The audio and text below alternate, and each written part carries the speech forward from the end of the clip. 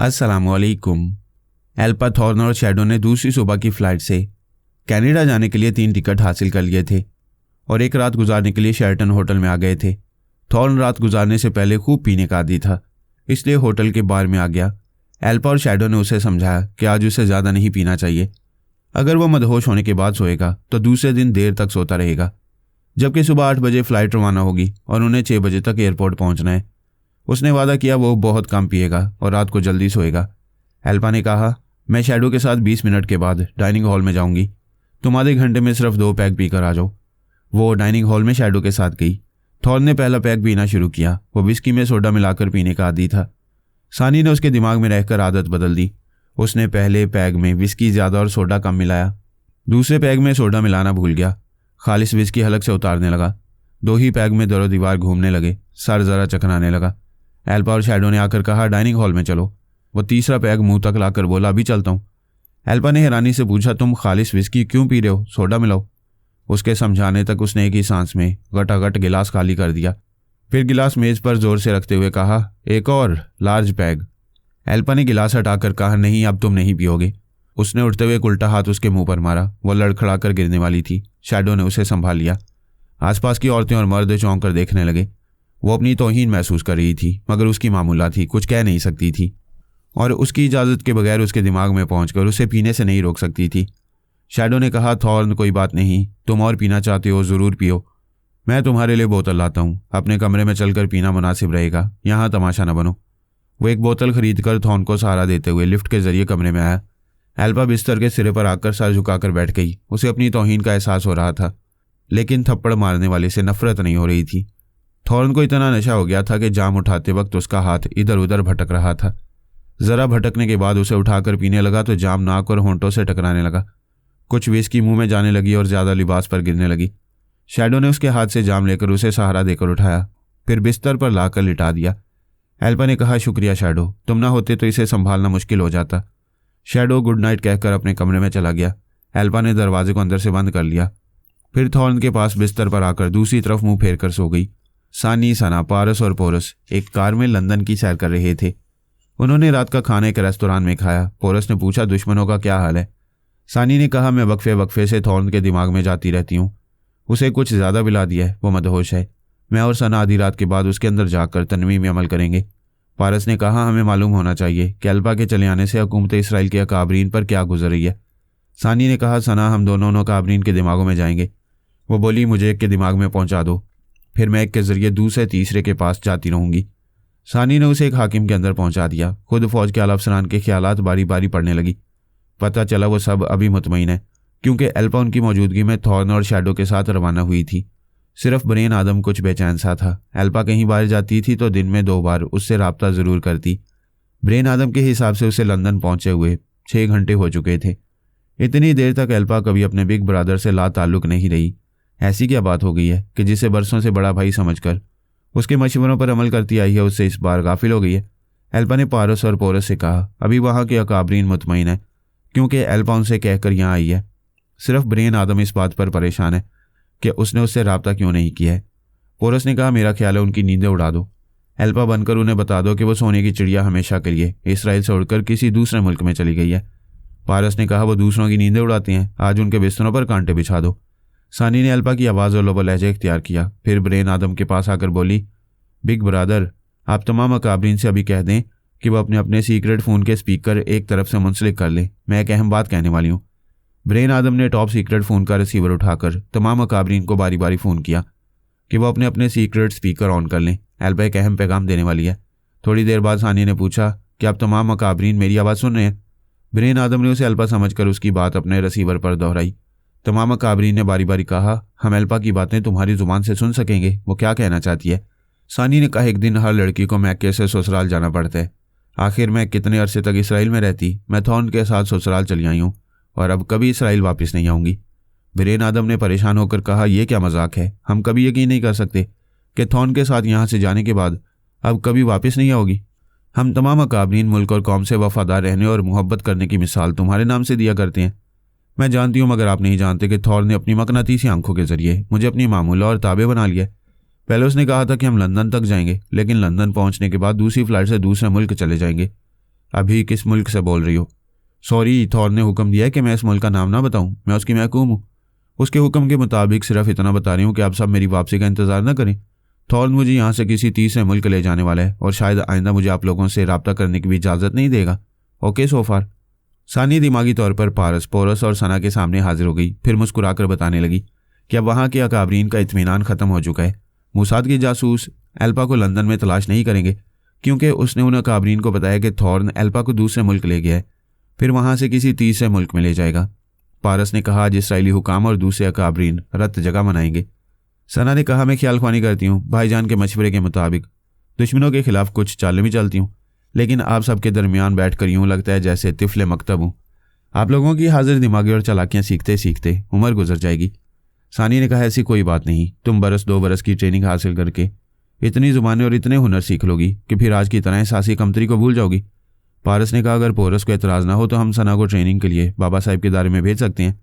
Porous ने कहा, मैं तुम्हारी बात पर इसलिए एतराज़ नहीं करूँगा कि सना को दिल की गहराइयों से बहन मानता हूँ और चाहता हूँ कि ये भी बड़े बड़े शहज़ोरों के मुकाबले में नाकाबिले शिकस्त बन जाए। सानी ने उसी वक्त आमना फरहाद से रब्ता किया। वह जनाब तबरेज़ी के सामने हुजरे में बैठी हुई थी। जनाब तबरेज़ी ने कहा, आमना, तुम्हारे पास सानी आई है, उससे कहो इस इदारे के दरवाजे सिर्फ सना के लिए नहीं, पोरस के लिए भी खुले हैं। आमना ने हैरानी से कहा, इब्तदा से अब तक यहाँ के सारे यहूदियों और हिंदुओं के लिए बंद रखे जाते हैं। आज तक किसी यहूदी और हिंदू ने यहाँ कदम नहीं रखा। उन्होंने फरमाया, दुरुस्त कहती हो। हमने पारस की शरीक हयात बनने वाली अल्पा को कभी यहाँ कदम रखने की इजाज़त नहीं दी। हमें इंसानों को मज़हब से नहीं, उनकी नीयतों से पहचानना चाहिए। अगर एक मुसलमान सिर्फ ज़ुबान से कलमा पढ़ता है लेकिन नीयत का खोटा है और उसका ईमान कमज़ोर है तो फिर वह एक काफिर की तरह नाकाबिल एतमाद है। हम जानते थे कि अल्पा भी नाकाबिल एतबार है। उसके इरादे और नीयत बदलती रहती है, लेकिन पोरस नहीं बदलेगा। हमारे इदारे में ईसाई हैं क्योंकि हम उन पर भरोसा करते हैं, लिहाजा पोरस पर भी भरोसा करते हैं। वो जब चाहे आ सकते हैं। सानी शुक्रिया अदा करके दिमागी तौर पर हाजिर हुई। फिर खुशी से पोरस का हाथ थाम कर बोली, अभी ऐसी खिलाफ तवक्को खुशी की बात हुई है जिसे सुनकर तुम और पारस दोनों ही हैरान हो जाओगे। पारस ने पूछा, ऐसी क्या बात है? मैं इदारे में सना की ट्रेनिंग की इजाज़त लेने गई थी। वहाँ मामा और जनाब तबरेज़ी थे। उन्होंने मेरे कुछ कहने से पहले ही कह दिया कि मैं सना के लिए यहाँ दाखिले की इजाज़त लेने आई हूँ, लेकिन बाबा साहब के इदारे के दरवाजे सिर्फ सना के लिए नहीं, पोरस के लिए भी खुले हैं। ये जब चाहे आ सकते हैं। पोरस खुशी से खिल गया। पारस ने हैरानी से कहा, आज तक किसी यहूदी और हिंदू ने वहाँ कदम नहीं रखा। जनाब तबरेज़ी ने पोरस को आने की इजाज़त दी है, इसके पीछे ज़रूर कोई बात है। वो कह रहे थे कि इंसान अपनी नेक नियति से दीनदार बनता है, ख्वाह वो किसी भी मज़हब का हो। एल्पा तुम्हारी शरीक हयात थी, लेकिन उन्होंने उस यहूदी औरत को कभी इदारे में कदम रखने की इजाज़त नहीं दी। उन्हें पोरस की नीयत पर भरोसा है। पोरस अपनी हथेली की लकीरें देख रहा था। उसने कहा, मैं जनाब तबरेज़ी का बेहद शुक्रगुजार हूँ। भारत के एक बहुत बड़े दस्तशनास ने मेरे हाथ की इन लकीरों को देखकर कहा था कि मैं हिंदू हूँ, लेकिन जवानी से लेकर बुढ़ापे में मरते दम तक मुसलमानों के साथ ज़िंदगी गुजारूंगा। अब देख रहा हूँ कि दस्तशनास की पेशगोई दुरुस्त साबित हो रही है। पारस गहरी सोच में डूबा हुआ था। पोरस ने उसके हाथ पर हाथ रखते हुए कहा, क्या सोच रहे हो? वो बोला, जनाब तबरेज़ी ने बाबा साहब के इदारे के दरवाजे तुम पर खोल दिए। ऐसा पहले कभी नहीं हुआ। वो बहुत गहरी हैं। तुम्हें इदारे में खुशामदीद कहने के पीछे कोई बहुत गहरी बात है। तुम्हारी आमद हम सब के लिए इंतहाई खुशी की बात है, लेकिन जब कोई बात बहुत गहरी हो और समझ में ना आती हो तो मैं उलझ कर रह जाता हूँ। पोरस ने कहा, अगर हम उनके सामने सर झुकाकर अर्ज करें कि वो हमें उलझन से निकालें तो क्या वो अपने मौजूदा फैसले की गहराई तक हमें नहीं पहुँचाएंगे? वो रूहानियत के ज़रिए मौजूदा राज और मुस्तकबिल के असरार जानते हैं, लेकिन रूहानियत के हामिल पर यह कुदरती पाबंदी होती है कि वो हम जैसे आम इंसानों के सामने महदूद पेशगोई करते हैं या महदूद फैसले सुनाते हैं। जिस हकीकत को राज में रखना उसे ज़ुबान पर कभी नहीं लाते। हम दोनों उनसे इल्तिजा करेंगे कि शायद वो हमारी उलझनें दूर कर दें। फ़िलहाल तुम अपने ज़हन को ना उलझाओ। वो चारों रेस्तोरां से निकलकर अपनी कार में आए, फिर तफरीह के अंदाज में घूमते हुए होटल शेरटन पहुंचे। आधी रात गुजर चुकी थी। उन्होंने भी इस होटल में 2 कमरे लिए थे, एक पारस और पोरस के लिए और दूसरा सानी और सना के लिए। लेकिन वो चारों पहले एक ही कमरे में आए। होटल के उसी कॉरिडोर में एल्पा, थॉर्न और शैडो 2 मुख्तलिफ कमरों में थे। एल्पा सो गई थी और थॉर्न तो 4 घंटे पहले ही मदहोश हो गया था। वैसे तो वो नींद में था, लेकिन मदहोशी कम हो गई थी। दिमाग पर नशे का गलबा नहीं था। ऐसे में सानी और सना उसके दिमाग में पहुंचकर उसके चोर ख्यालात पड़ने लगी। थोड़ी देर बाद सानी ने पारस और पोरस से कहा, उसने बहुत पी लिया। नशे के बायस उसके ख्यालात ज़रा ज़रा से भटक रहे हैं।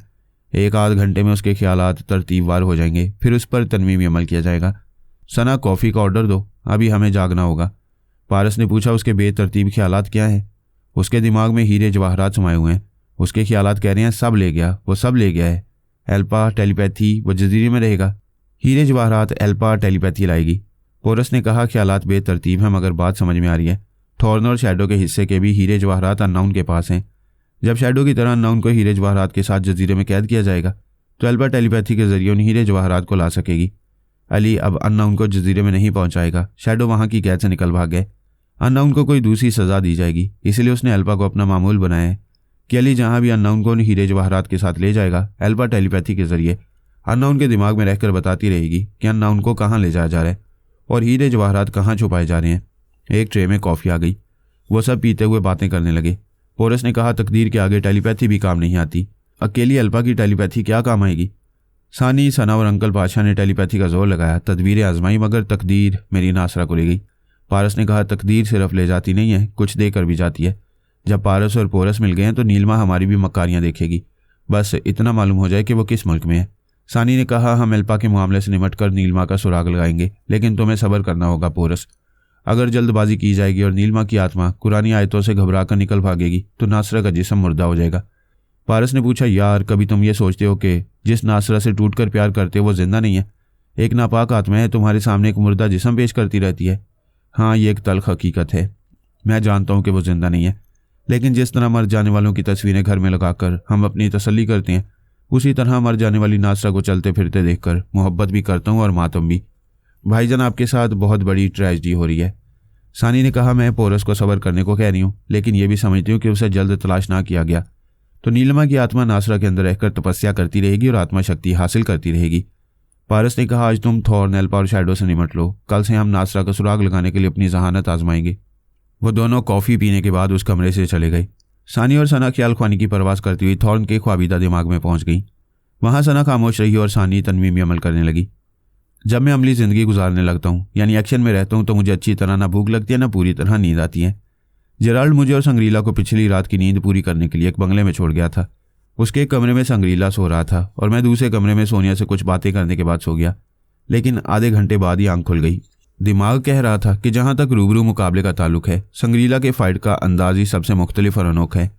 एक तो उसकी हड्डियाँ फौलाद की तरह सख्त हैं, दूसरा ये कि फ्लाइंग किक मारने का अंदाज अजीबोगरीब था। वो फिजा में उछलकर गर्दिश करते हुए पंखे की तरह बैक वक्त लातों से कई ज़रबें लगाता हुआ दूसरी तरफ चला जाता था। अपने मुकाबिल के हाथ नहीं आता था, इसलिए सोनिया उस पर नफ्सियाती हमले कर रही थी, उसे दौड़ा रही थी, उसे गुस्से और झुंझलाहट में मुब्तला कर रही थी। उसे दहशत ज़दा करने के लिए एयरपोर्ट पर उस पर गोली चलाई थी। उसके बंगले के सामने 2 कारों को आग लगाकर उसके पर खच्चे उड़ा दिए थे। उससे मुकाबला करने के लिए उसे सफ़ीर के बंगले में आने के लिए ललकार चुकी थी। वो मर्दानगी के जोश में जाना चाहता था, लेकिन मैंने और जेराल्ड ने उसे जाने से रोक दिया।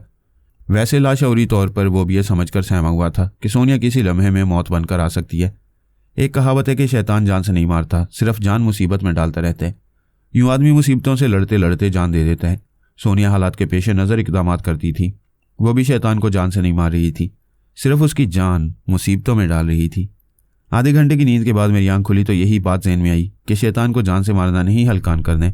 यह सोचकर मैंने ख्याल ख्वानी की परवाज़ की। फिर उसके ख्वाबीदा दिमाग में पहुंचा। वो पराई सोच की लहरों को महसूस कर लेता था। उसने थकन से नींद के खुमार में रहकर खला में तकते हुए पूछा, कौन है? मैंने कहा, तुम्हारा बाप। पहले मैंने अस्पताल पहुंचाया था, अब कब्रिस्तान पहुंचाऊंगा। और जब कब्र में सोना ही है तो अभी क्यों सो रहा है? वो गहरी नींद से जागने के बायस झुंझला कर बोला, फरहाद तुम? मैंने तुम्हारे जैसा नामर्द नहीं देखा, शर्म नहीं आती? मुझसे छुपकर अपनी बीवी को मेरे मुकाबले पर भेज रहे हो? तुम तो मुझसे ज़्यादा नामर्द निकले। एक औरत तुम्हें नुकसान पहुंचा रही है, रूबरू मुकाबले के लिए भी सफ़ीर के बंगले में बुलाया, मगर तुम उससे छुपकर अपनी माँ की गोद में सो रहे हो। मैं उससे छुप नहीं रहा हूँ, अभी नींद पूरी कर रहा हूँ, फिर उसे इंतकाम लूँगा। अबे खुसरे, जूते आज खा रहे और इंतकाम कल लेगा। मुझे तेरी और सोनिया की आंख मचोली पसंद नहीं है। मैं काहिरा पहुँच गया हूँ। बोल, तू कहाँ है? मैं तन्हा तुझसे मुकाबला करने अभी आऊँगा। मर्द का बच्चा है तो अभी आ। मैं शाहराह कसरा लईनी की स्ट्रीट नंबर 13 में बंगला नंबर 20 में हूँ। तू यहाँ आएगा और तेरा काम तमाम होगा। सोनिया ने भी तुझे बुलाया था, मगर तू एक औरत से डर कर नहीं गया, मगर मैं अभी आ रहा हूँ। यूँ अचानक पहुँचूंगा, तू बदहवास हो जाएगा। मैं उसके दिमाग से निकल आया। मैंने अचानक पहुँचने की बात की ताकि वो सोचता रह जाए कि मैं किस तरह चालाकी से उसके सर पर आ पहुँचूंगा। अब वो तदबीरें सोचता रहेगा कि मेरी चालाकियों से बचने के लिए उसे क्या करना चाहिए। मैंने उसकी नींद उड़ाकर अपने दिमाग को हदायत दी कि 2 घंटे तक गहरी नींद सोता रहूँ। इस हदायत के मुताबिक मैं 1 मिनट के अंदर सो गया। इधर मैं सो रहा था, उधर सोनिया नींद के मज़े ले रही थी और वो इंतज़ार में जाग रहा था। 2 घंटे के बाद मेरी आंख खुल गई। मैं बिस्तर से उतरकर दरवाज़ा खोलकर कॉरिडोर में आया। अगर सामने होता तो उससे कहता कि प्यास लगी है, पानी पीकर फिर जाकर सो जाऊंगा। उसके कमरे का दरवाज़ा खुला हुआ था। मैंने दरवाजे पर आकर देखा, वो कमरे में नहीं था। ड्राइंग रूम में भी नजर नहीं आया। मैंने छत पर जाने वाली सीढ़ी पर दबे कदमों चढ़ते हुए दीवार की आड़ से देखा। वो छत की मुंडीर के पास खड़ा हुआ था। बात समझ में आ गई। मैंने वहां अचानक पहुंचने की बात कही थी। उसने सोचा अचानक हमले से बचने की तदबीर यही है कि छत पर रहकर चारों तरफ नजर रखे। मैं जहां से भी आऊँगा उसे नजर आ जाऊंगा। दोपहर के 2 बजे थे। गर्मी का मौसम था। वो काहिरा की चिलचिलाती धूप में छत पर चारों तरफ टहल रहा था। मैं दबे पांव सीढ़ी से उतरकर किचन में आया। फ्रिज खोलकर देखा, उसमें कुछ फल और खाने के सील बंद डिब्बों के अलावा 3 बोतलों में पानी भरा हुआ था। मैंने 2 बोतलों का पानी किचन के सिंक में उंडेल दिया। कमरे में आकर अपने बैग से हिसाबी कमजोरी की दवा की शीशी निकाली।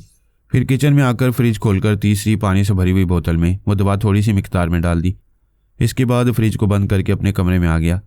दरवाजे को अंदर से बंद करके बिस्तर पर लेट गया। फिर दिमाग को 2 घंटे तक सोने की हदायत करके नींद में डूबता चला गया। 2 घंटे गुजर गए।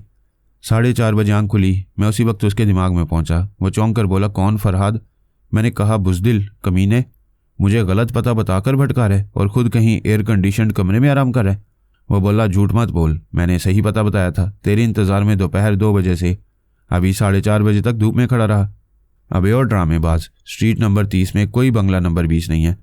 मैंने स्ट्रीट 30 नहीं 13 कहा था। ऊंचा सुनता है। मैं तेरी चाल को खूब समझ रहा हूँ। मेरे मुकाबले पर आने से बचने के लिए अब स्ट्रीट का नंबर बदल रहे।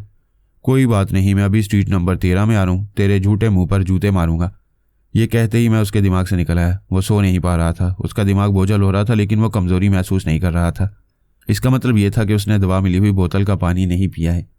वैसे वो पिछली रात से दौड़ने भागने और हमारी चालबाजियों से भटकने के बायस निढाल हो गया था। थोड़ी देर सोने के बाद ही कुछ फ्रेश हो सकता था, लेकिन मैंने कह दिया था कि आ रहा हूँ, लिहाजा वो फिर मेरे इंतज़ार में जागने पर मजबूर था। हालात ऐसे थे कि मुझे आराम करने का मौका मिल रहा था। मैं फिर अपने दिमाग को शाम 6 बजे तक मज़ीद नींद के मज़े लेने की हदायत देकर सो गया। मुजरिमों को कई तरह की सज़ाएं दी जाती हैं। हम अपने मुजरिम को जागने की सज़ा दे रहे थे। इंसान मरना नहीं चाहता, मरने से आंखें बंद हो जाती हैं, मगर उसके लिए सोना भी ज़रूरी है। सोने से भी आंखें बंद होती हैं। और ये अजीब बात है कि आदमी ज़िंदा रहने के लिए मुसलसल आंखें खुली नहीं रख सकता। उसे चंद घंटों के लिए आंखें बंद करनी पड़ती हैं। वैसा नहीं करेगा तो जागते जागते मर जाएगा या गिर कर बेहोश हो जाएगा। संग्रीला भी 1 रात और 1 दिन से जाग रहा था। अब दूसरी रात आने वाली थी और मैंने तय कर लिया था कि उसे दूसरी रात भी सोने नहीं दूंगा। मैं अपने दिमाग को 6 बजे शाम तक सोते रहने की हदायत दे चुका था, लेकिन आधा घंटा पहले यानी 5:30 बजे मेरी आंख खुल गई। दरवाज़ा खोला। वो चौखट से लगा हुआ गहरी गहरी सांस ले रहा था।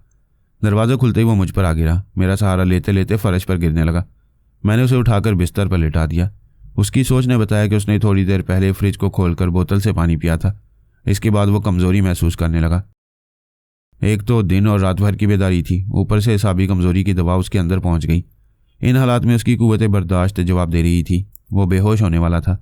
उसने बड़ी कमज़ोर सी आवाज़ में कहा, जेराल्ड, उस अस्पताल। मैंने मोबाइल फ़ोन के ज़रिए जेराल्ड को मुखातिब किया। मिस्टर थॉमस, जेराल्ड फ़ौरन आए। संग्रीला की हालत बहुत नाजुक है, पता नहीं इसे क्या हो गया, फ़ौरन अस्पताल पहुंचाना होगा। जेराल्ड ने कहा, इस बंगले के करीब ही होली क्रॉस अस्पताल है, तुम इसे वहाँ ले चलो, मैं अभी पहुँच रहा हूँ। अस्पताल कैसे ले जाऊँ? आप हमें यहाँ छोड़कर गाड़ी ले गए थे। ये बंगला किसी मेन रोड पर नहीं है। गली में टैक्सी लेने तक पता नहीं इसकी हालत और कितनी तशवीशनाक हो जाएगी। मैं अभी गाड़ी ला रहा हूँ। मैंने फ़ोन बंद करके ख्याल ख्वानी के ज़रिए सलमान को काहिरा में होने वाले सोनिया और संग्रीला के दरमियान जोड़ तोड़ के मुख्तसर वाक़यात बताए। ये भी बताया कि मैं यहाँ क्या रोल अदा कर रहा हूँ। फिर उसने कहा, अब तो मेरी आवाज़ और लब लहजे में मेरा रोल अदा करो, संग्रीला के दिमाग में आओ। मैंने उसे संग्रीला के दिमाग में पहुँचाया। वो बोला, हाय संग्रीला, 4 घंटे बाद यहाँ के स्टेडियम में रेसलिंग शुरू होने वाली है, बिस्तर से उठकर खड़े हो जाओ। वो अपनी जिस्मानी कमज़ोरी से लड़ते लड़ते गहरी सांसें ले रहा था। वो अपने अंदर सलमान की आवाज़ सुन रहा था, लेकिन उसकी सोच की लहरें कुछ बोल नहीं पा रही थी। उस पर नीम बेहोशी तारी हो रही थी। वैसे वो बड़ा जीदार था। उसकी जगह कोई और होता तो बेहोश हो जाता। सलमान ने कहा, तुम बेहोश नहीं होना चाहती, अपनी कमज़ोरियों से लड़ रहे हो। मेरा मशवरा है बेहोश हो जाओ, इस तरह कमज़ोरियों के एहसास से महफूज रहोगे। क्या तुम्हें पता है कि मैं तुम्हारे चोर ख्यालात पढ़ रहा हूँ और तुम इतने बेबस हो गए हो कि ये ख्यालात पढ़ने से मुझे रोक नहीं पाओगे। उसकी आंखें आधी खुली हुई थी। वो मुझे देख रहा था और उसके सामने ज़ुबान से बोल रहा था ताकि उसे मुझ पर शुबा न हो। मैंने उसे तसल्ली दी, संग्रीला हौसले से काम लो, अगर नहीं बोलते तो खामोश रहो। मैंने अभी तुम्हारे सामने फ़ोन किया है, मिस्टर जेराल्ड गाड़ी लेकर आ रहे हैं। सलमान ने उसके अंदर कहा, यह तुम्हारा दोस्त फैसल दुरानी तुम्हें बचाने की कोशिश कर रहा है। वैसे हम भी चाहते हैं कि तुम जिंदा रहो, मगर एक कमज़ोर और लाचार की तरह। मैंने अनजान बनकर पूछा, क्या तुम इतना बता सकोगे कि अचानक इतने कमज़ोर कैसे हो गए हो? क्या सोनिया यहाँ आई थी?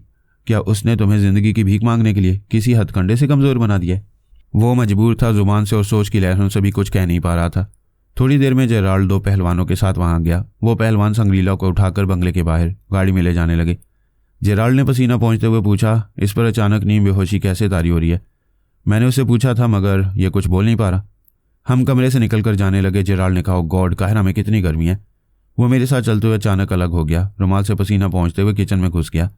फिर फ्रिज को खोलकर पानी की बोतल मुंह से लगाकर पीने लगा। मैंने दिल में कहा, बेचारा। वो एक ही सांस में बोतल खाली करके फ्रिज को बंद करके किचन के बाहर आया। फिर हम दोनों बंगले के बाहर एक बड़ी सी वैन में आए। वो वैन स्टार्ट होकर अहाते के बाहर जाने लगी। जेराल्ड परेशान होकर अपने सीने पर हाथ फेर रहा था। कह रहा था, यहाँ की आबोहवा ठीक नहीं है, मेरा भी दिल घबरा रहा है। उसने एक हाथ से सर को थाम लिया, दूसरे हाथ से टाई ढीली करने लगा। मैंने कहा, आप तो बड़े मजबूत हिसाब के मालिक हैं, शराब भी नहीं पीते हैं, कोई नशा नहीं करते हैं, आपको परेशानी क्या है? उसने जवाब नहीं दिया। सीट की पुश्त से सर टेकने के बाद उसकी आंखें बंद हो गईं। अस्पताल में एक नहीं 2 मरीजों को पहुंचाया गया। डॉक्टरों ने उन्हें फौरन अटेंड किया। जेराल्ड अस्पताल तक पहुंचने तक बेहोश हो गया था। संग्रीला भी कमजोरियों से लड़ते लड़ते थक गया था। जब डॉक्टर उसका मुआयना कर रहा था तब वो भी बेहोश हो गया। डॉक्टरों ने उन्हें तवानाई पहुंचाने के लिए इंजेक्शन लगाए। मैंने सलमान से कहा, संग्रीला गैर मामूली कुव्वत इरादी का मालिक है। मैंने पिछली रात से इसके साथ दौड़ते दौड़ते अब इसे बेबस करने में कामयाबी हासिल की है। मैं इसके दिमाग में ही रहूँगा। जैसे ये होश में आएगा मैं इस पर तनवीम अमल करके इसे अपना ताबे बनाऊंगा। सलमान ने पूछा, जेराल्ड के बारे में क्या ख्याल है? ये किसी किस्म का नशा नहीं करता है, अपने दिमाग में पराई सोच की लहरों को महसूस करके सांस रोक लेता है। ये होश में आएगा तो इस पर अमल करो, इसे अपना ताबे बना लो। ये सिर्फ रेसलिंग का कारोबार नहीं करता, आलमी सतह के मुजरिमों की पुश्तपनाही भी करता है। ये आइंदा संग्रीला को अपनी सरपरस्ती में रखेगा। फिर मैंने सोनिया के पास आकर उसे संग्रीला और जेराल्ड के मौजूदा हालात बताए और कहा, अब तुम आराम करो, मैं संग्रीला से निमट लूंगा। वह इतराज़ करते हुए बोली, तुमने अच्छा नहीं किया फरहाद, जब मैं संग्रीला से निमट रही हूँ तो तुम्हें मुदाखलत नहीं करना चाहिए थी। मेरी जान, तुम इस नाकाबिले शिकस्त फाइटर की एक एक रग ढीली कर चुकी हो, आप एतराज़ क्यों कर रही हो? असल में वो मेरा कातिल है, वो मुझे कत्ल करना चाहता था। वो मेरे सुहाग को कत्ल करना चाहता था, मेरे सर से मेरा अंचल, मेरा आसमान छीन लेना चाहता था। अगर अब तुम दरमियान में आओगे तो मैं तुमसे बात नहीं करूँगी, कभी अपने सामने तुम्हें नहीं आने दूंगी। अच्छा भाई, नाराज़ ना हो, मैं अब मुदाखलत नहीं करूँगा, लेकिन मैं टेलीपैथी के ज़रिए तो तुम्हारे काम आ सकता हूँ। तुम कल रात से ख्याल ख्वानी के ज़रिए मेरे मुखबर बने रहे, ये इतलात देते रहे कि संग्रीला कहाँ है और क्या करने वाला है। बस मैं कभी कभी तुम्हारा इतना ही ताउन चाहूँगी। ठीक है, मुझे इसे ताउन हासिल करो, फिलहाल सानी से कोई काम ना लो, वो कई मामलात में मसरूफ़ है। संग्रीला और जेराल्ड होली क्रॉस अस्पताल में है, क्या तुम यहाँ होगी? मैं एक बेबस दुश्मन के लिए फूल भेज दूंगी। जब वो सेहतमंद होगा तो फिर उसे पूछूंगी कि वो मुझसे निमटने के लिए तैयार है या नहीं। ठीक है, मैं उसके हालात से तुम्हें बाखबर रखूँगा। मैं सोनिया के पास से आकर दिमागी तौर पर अस्पताल में हाजिर हो गया। रात हो चुकी थी। स्टेडियम में 3 घंटे बाद रेसलिंग शुरू होने वाली थी। थॉमस जेराल्ड अस्पताल में था। उसके सेक्रेटरी और पहलवानों के प्रमोटर ने फैसला किया था कि मुखालिफ टीम के पहलवानों से मुकाबला किया जाएगा। उनसे होने वाले मुकाबलों को इसलिए नहीं रोका जा सकता था कि लाखों डॉलर्स के टिकट फरोख्त हो चुके थे। संग्रीला गैर मामूली कुव्वत इरादी का मालिक था, इसलिए जेराल्ड से पहले होश में आने लगा। ऐसे वक्त मैंने उसके दिमाग पर तनवीमी अमल किया। होश में आने के बावजूद दिमाग इस हद तक कमज़ोर था कि वो पराई सोच की लहरों को महसूस नहीं कर सकता था। वो मुझे महसूस ना कर सका। उसका कमज़ोर दिमाग मुझे कामिल की हैसियत से कबूल करता रहा और वह मेरा मामूल और ताबे बनता रहा। मैंने सोच लिया था कि उसके मामूल और ताबे बनने की बात सोनिया को नहीं बताऊंगा। वह मेरे इस अमल को पसंद नहीं करेगी। सच तो यह है कि मुझे भी पसंद नहीं था, क्योंकि जब दुश्मन को ताबे बना ही लिया जाए तो फिर वह दुश्मन नहीं है, को गुलाम रहते हैं। हकीकत यह है कि मैंने एहतियातन ऐसा किया था और यह अहद किया था कि अगर संग्रीला हमारे खिलाफ गैर मामूली सलाहियतें इस्तेमाल नहीं करेगा तो मैं भी अपनी गैर मामूली सलाहियतों को कभी इस्तेमाल नहीं करूँगा। वह सोनिया की तरह जहानत, मक्कारी और फाइट करने के राइज तरीक़ों से मुकाबला करेगा, तो मैं सोनिया और संग्रीला के दरमियान मदाखलत नहीं करूँगा। और यह अहद किया था कि कभी संग्रीला के दिमाग में जाकर उसे कमज़ोर बनाने की कोशिश नहीं करूँगा। चूँकि वो आलमी सतह के मुजरिमों की सरपरस्ती करने वाले थॉमस जेराल्ड के गैंग में शामिल हो गया था, इसलिए मेरे लिए भी लाजमी हो गया था कि मैं उनके आइंदा मंसूबों से वाकिफ़ रहूँ। अभी तो मैं एक पाकिस्तानी ताजर फैसल दुरानी और उसके दोस्त की हैसियत से कायरा में था, हमेशा उन मुजरिमों के साथ नहीं रह सकता था। वो 1 घंटे के बाद तनवीमी नींद से बेदार हो गया। मैंने सोनिया से कहा, वो होश में आ चुका है, तुम उस अस्पताल के फ़ोन पर इससे बातें कर सकती हो। सोनिया ने गुलदस्ता खरीद कर अस्पताल में आकर एक वार्ड बॉय को $5 बख्शीश के तौर पर दिया और कहा कि इस गुलदस्ते को 12 नंबर के कमरे में मिस्टर संग्रीला को पहुंचा दे। फिर वो वहां से चली गई। संग्रीला बिस्तर पर लेटा हुआ था। एक पहलवान उसे बता रहा था कि मिस्टर जेराल्ड भी एसाबी कमज़ोरी में मुब्तला होकर वहाँ अस्पताल के दूसरे कमरे में है, अब होश में आ गए और किसी हद तक तवानाई महसूस कर रहे हैं। संग्रीला ने कहा, मैं तो बिल्कुल नॉर्मल हूँ, मुझे यहाँ से जाना चाहिए। फरहाद भी इस शहर में आ चुका है, वो सोनिया के साथ यहाँ आ सकते हैं। उसी वक्त वार्ड बॉय ने वह फूल ला कर दिया और कहा कि वह फूल एक मैडम ने दिए। संग्रीला ने चौंक कर पूछा, वो कौन थी? वार्ड बॉय ने लाइलमी जाहिर की। उसके पास बैठे हुए पहलवान ने उस गुलदस्ते को लिया। फूलों के दरमियान एक तहरीर शुदा कार्ड था। उसने एक कार्ड को निकाल कर पढ़ा। उसमें लिखा था, अस्पताल में जख्म नहीं दिए जाते, जख्म भरे जाते हैं। तुम जब तक यहाँ रहोगे तुम पर कोई आंच नहीं आएगी। तहरीर के नीचे सोनिया का नाम लिखा हुआ था। संग्रीला फूलों को एक तरफ फेंक कर बिस्तर पर बैठ गया। फिर गुस्से से बोला, मैं जख्मी नहीं हूँ, बीमार नहीं हूँ। वह मुझ पर तरस खा रही है, मुझे जलील कर रही है। फ़ोन की घंटी बजने लगी। पहलवान रिसीवर उठाने जा रहा था। संग्रीला ने उसे रोककर रिसीवर कान से लगाया। हेलो, कौन? दूसरी तरफ से सोनिया ने पूछा, फूल मिल गए? वो बोला, मैंने फूलों पर थूक दिया है। क्या तुम मुझे कमज़ोर समझती हो? तुम्हारे उस बुज़दिल शौहर ने मुझे धोखे से एसाबी कमज़ोरी की दवा पिलाई है। ऐसी नुकसान पहुंचाने वाली दवाइयाँ मुझ पर आर्जी तौर पर असर करती हैं। बोलो, तुम कहाँ हो? अभी तुम्हें कुचलने के लिए आ सकता हूँ। स्ट्रेचर पर लेटकर अस्पताल जाने वाले को इतना नहीं बोलना चाहिए। मैंने अस्पताल के अंदर फूल भेजे हैं, बाहर कांटे हैं। आकर देख ले, फिर स्ट्रेचर अंदर जाएगा।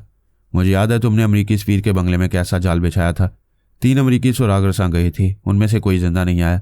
तुमने अस्पताल के बाहर भी ज़रूर कुछ किया है, ये मर्दानगी नहीं है। वो कहका लगा कर बोली, औरत से मर्दानगी की बात कर रहे? अब तेरे पागल होने में देर नहीं है। फ़ोन बंद हो गया। उसने हेलो हेलो कहकर रिसीवर को पटक कर दरवाजे की तरफ यूं देखा जैसे बाहर सोनिया के बिछाए हुए जाल को देख रहा हो। वो 3 सुरागरसानों का अंजाम देख चुका था। फ़ोन पर इस कदर गरजने के बावजूद अस्पताल से बाहर जाने को सरासर नादानी समझने लगा। वह दिल ही दिल में यह तस्लीम करने लगा, बेशक मक्कारी से चालने चलने में इस औरत का जवाब नहीं है। बाहर खतरा हो भी सकता और नहीं भी हो सकता, लेकिन बाहर जाने का हौसला नहीं हो सकता। वो औरत अब से पहले मिसालें पेश कर चुकी थी कि जो कह देती है वही होकर रहते हैं। मैंने उसके कमरे में आकर फर्श पर बिखरे हुए फूलों को देखा, फिर पूछा, ये तुमने फूल क्यों फेंके हैं? वो बोला, उस चालबाज औरत ने अयादत के तौर पर भेजे थे। उसके मर्द ने अस्पताल भेजा और वो अयादत कर रही थी। उसने फ़ोन भी किया था। मेरी समझ में नहीं आता क्या करूं। वो मुकाबले के लिए बुलाती है मगर पहले से जाल बिछा देती है। क्या अब भी मुकाबले के लिए ललकार रही थी?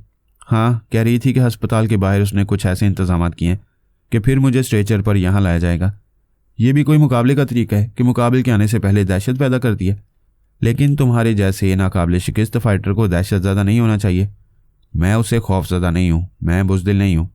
सोनिया को जानने वाले सभी जानते हैं कि वो बहुत कम लड़ने में वक्त ज़ाया करती है। वो आज तक बड़े बड़े शहज़ोरों को मक्कारियों से मात देती आई है। अगर किसी तरह मुझे ये मालूम हो जाए कि वह शहर में कहाँ रहती है तो फिर मैं अचानक ही वहाँ उस पर हमला करके उसकी हड्डियाँ और पसलियाँ तोड़ दूंगा। वह मेरे साथ कमरे से निकलकर जेराल्ड के कमरे में आया। वह बिस्तर पर बैठा अपनी तवानाई बहाल करने के लिए फूलों का जूस पी रहा था।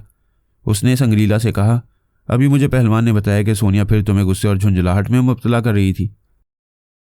संग्रीला ने कहा, उसे सिर्फ यही तकनीक आती है। मेरी ज़िंदगी की अब यही आखिरी ख्वाहिश रह गई है कि एक बार वह तन्हा मेरे मुकाबले आ जाए। जेराल्ड ने कहा, अब आगे ना बोलो। मैं जानता हूँ तुम उसे ज़िंदा नहीं छोड़ोगे। अब तो मैं भी सोनिया और फरहाद को बदतरीन मौत मारूंगा। मैं तुमसे ताउन कर रहा हूँ, जिसकी सज़ा उन्होंने मुझे भी दी। मुझे भी असाबी कमज़ोरियों में मुब्तला करके यहाँ भेज दिया, जबकि आज मैं रेसलिंग के नाम पर लाखों बल्कि करोड़ों का जुआ खेलने वाला था। आज तो बस यूं ही सी आमदनी होगी। मैंने कहा, कोई बात नहीं, कभी नुकसान भी बर्दाश्त करना पड़ता है। जेराल्ड ने कहा, मुझ में इतनी तवानाई है कि मैं स्टेडियम में जाकर अपने पहलवानों का हौसला बढ़ा सकता हूँ। संग्रीला ने कहा, रेसलिंग शुरू होने में 1 घंटा रह गया है, मैं भी तुम्हारे साथ चलूंगा। जेराल्ड ने पहलवान से कहा, ड्राइवर और बॉडीगार्ड से कहो गाड़ियाँ दरवाजे पर लाएं, हम अभी चल रहे हैं। वो पहलवान चला गया। फिर उसने अपने सेक्रेटरी से कहा, जाओ अस्पताल के तमाम बिल अदा करो, स्टेडियम में फ़ोन करके हमारे तमाम पहलवानों को हौसला दो कि हम अभी आ रहे हैं। मैंने ख्याल ख्वानी के जरिए सोनिया से कहा। संग्रीला मेरे और जेराल्ड के साथ रेसलिंग स्टेडियम में जा रहा है। संग्रीला हैरत अंगेज़ तौर पर नॉर्मल है, बेशक वो एक गैर मामूली और ख़तरनाक शैतान है। सोनिया ने कहा, वो जेराल्ड के लिए मुनाफा बख्श साबित होता रहेगा। क्या वो आज संग्रीला को रेसलिंग रिंग में जाने देगा? शायद ना जाने दे, अगरचे वो बज़ाहिर नॉर्मल और मुकाबले के लिए फ़िट नज़र आ रहे, लेकिन ये भी हो सकता है कि वो अंदर की थोड़ी बहुत कमज़ोरियों को छुपा रहो। ये हम देखते हैं कि वो दूसरों के सामने किसी पहलू से भी खुद को कमतर जाहिर नहीं करता है। हमेशा ऐसी बातें करता है, ऐसी हरकतें करता है जिससे उसकी बर्तरी ज़ाहिर होती रहती है। वो नॉर्मल और मुकाबले के लिए फ़िट है या नहीं, ये मैं मालूम कर लूँगी। तुम सलमान को मेरे पास भेज दो। मैंने सलमान से कहा, सोनिया तुम्हें याद कर रही है, हो सके तो उसे समझाना कि वो स्टेडियम ना जाए। अगरचे वहाँ सब पर असला ले जाने की पाबंदी होगी, कोई दुश्मन उस पर गोली नहीं चला सकेगा, फिर भी कोई चालबाजी से असलाह छुपा कर ला सकते हैं। मैं सलमान के पास आया। जेराल्ड ने मुझसे पूछा, मिस्टर दुरानी, सर झुकाए क्या सोच रहे हो? मैंने कहा, मिस्टर जेराल्ड, आइंदा संग्रीला आपके लिए बहुत फ़ायदेमंद साबित होता रहेगा और आप ये देखते हैं कि मैं उसे सोनिया से दूर रखने के लिए बहुत कुछ करता आया हूँ, लेकिन अभी आप उसे स्टेडियम ले जाकर गलती कर रहे हैं। अगर उसने वहाँ सोनिया को देख लिया या उसकी आवाज़ भी सुन ली तो जुनून में मुब्तला हो जाएगा। उसने तायद की, तुम दुरुस्त कह रहे हो, लेकिन हम क्या करें? उसे यहाँ रोकना चाहेंगे तो वो बज़ाहिर रुक जाएगा, मगर हमारी लाइलमी में वहाँ पहुँच जाएगा। बेहतर यह है कि हम उसे अपनी निगरानी में ले चलें। अगर किसी वजह से जोशो जुनून में आएगा तो हम सब उसे अपने काबू में रख सकेंगे। हम सब 2 गाड़ियों में बैठकर स्टेडियम की तरफ जाने लगे। मैंने ख्याल ख्वानी के जरिए अमरीकी सफ़ीर जॉन डॉल्सन के दिमाग में पहुंचकर देखा। वो अपनी बीवी बच्चों के साथ एयरपोर्ट जा रहा था। उसकी जगह एक ऐसा सफ़ीर आ रहा था जिसकी बीवी और बच्चे नहीं थे। उसके ख्यालात पढ़ने से पता चला कि वो और उसकी बीवी सोनिया की शुक्रगुजार हैं कि उसने उन्हें और उनके बच्चों को कोई नुकसान नहीं पहुंचाया था। लेकिन CIA के आला अफसरान सोनिया के खिलाफ पुरजोर एहतजाज कर रहे थे क्योंकि उसने उनके 3 सुराग रसानों को हलाक कर दिया था। वो सब काहिरा में संग्रीला की मौजूदगी पर भी एतराज़ कर रहे थे, जिसकी वजह से काहिरा एयरपोर्ट में क़यामत के धमाके हुए थे। उनमें से कई अमरीकी हलाक हो गए थे। लिहाजा फैसला किया गया था कि सोनिया को किसी भी तरह तलाश करके उसे गोली मारी जाए और उसकी हलाकत का इल्ज़ाम अमरीका पर न आए। संग्रीला को ही कातिल साबित किया जाए, लेकिन उसे गिरफ्तार न किया जाए। किसी दूसरे मुल्क फरार होने की सहूलतें दी जाएं। मैंने अमरीकी सफ़ीर जॉन डॉल्सन के दिमाग में पहुंचकर कहा, मैं फ़रहाद अली तैमूर बोल रहा हूँ। वो पहले परेशान हुआ, फिर मुस्कुराकर बोला, आप लोग इंसान नहीं फरिश्ता हैं। कल रात मैडम ने मुझे और मेरे बीवी बच्चों को एक ज़रा नुकसान नहीं पहुंचाया। हम आप सबके शुक्रगुजार हैं। लेकिन सोनिया ने तुम्हारी मदद को आने वाले 3 अमरीकी सुराग रसानों को हलाक किया। तुम अपनी फैमिली के साथ इसलिए काहिरा से जा रहे हो कि 3 सुराग रसानों की हलाकत का इंतकाम सोनिया से लिया जाएगा। तुम लोग सारी दुनिया में दोगले मशहूर हो चुके हो। एक तरफ सोनिया का शुक्रिया अदा कर रहे हो, दूसरी तरफ उसी सोनिया की हलाकत के इल्ज़ाम और हमारी जवाबी कार्रवाई से बचने के लिए अपनी फैमिली को लेकर अमेरिका जा रहे हो। वह घबरा कर बोला, नहीं, हम कुछ नहीं जानते कि हमारी हुकूमत की पॉलिसी क्या है। मुझे वापस बुलाया गया है, इसलिए मैं अपनी फैमिली के साथ। मैंने उसकी बात काट कर कहा, नहीं जा सकोगे। अमेरिका पहुंचोगे तो वहां भी हमारी ख्याल ख्वानी के जरिए मारे जाओगे। लिहाजा हज़ारों किलोमीटर का सफ़र ना करो, एयरपोर्ट से अपने बंगले में वापस जाओ। तुम्हारी जगह कोई नया सफ़ीर यहाँ आएगा तो उसकी लाश वापस जाएगी। ये बातें अभी अपने अकाबरीन से करो। वो फ़ौरन ही मोबाइल फ़ोन के जरिए अमरीकी वजारत ख़ारजा के सेक्रेटरी से रब्ता करके मुझसे होने वाली बातें बताने लगा। सेक्रेटरी ने ये बातें वज़ीर ख़ारजा को बताईं। वो परेशान होकर बोला, तुम गूंगे बनकर तहरीर के ज़रिए बातें बता सकते थे, अब तो फ़रहाद तुम्हारे दिमाग से मेरे दिमाग में आ गया होगा। मैंने कहा, ज़्यादा खुशफहमी में ना रहो।